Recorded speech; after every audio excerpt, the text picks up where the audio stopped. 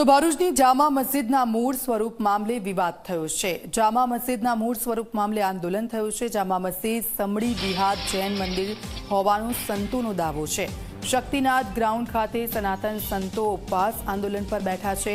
ASI સંરક્ષિત રાષ્ટ્રીય ધરોહરમાં ગેરકાયદે પ્રવૃત્તિઓનો આક્ષેપ કરવામાં આવ્યો છે। ઐતિહાસિક ઓળખ બદલવાના પ્રયાસો થયાનો પણ આરોપ છે। તંત્રની નિષ્ક્રિયતા સામે સંતોમાં ભારે રોષ જોવા મળ્યો। મૂળ સ્વરૂપમાં પુનઃસ્થાપના કરવાની સંતોની માંગ છે। ન્યાય ન મળે ત્યાં સુધી આંદોલન ચાલુ રાખવાની પણ ચીમકી।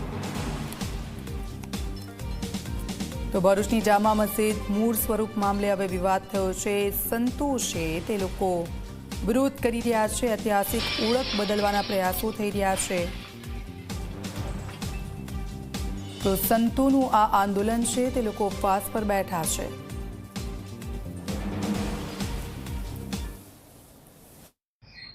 ચક્રધર સ્વામી મહારાજના જન્મસ્થાને જે એક ભવ્ય ઐતિહાસિક સાંસ્કૃતિક સ્મારક છે, જેને પુરાતત્વ વિભાગના કબજામાં છે, છેક અંગ્રેજો સમયથી 1904થી છે અને એની આખી સ્થાપત્ય સ્થિતિ આપણને સમજાવે છે, દેખાય છે કે આ એક ભવ્ય હિન્દુ મંદિર હતું।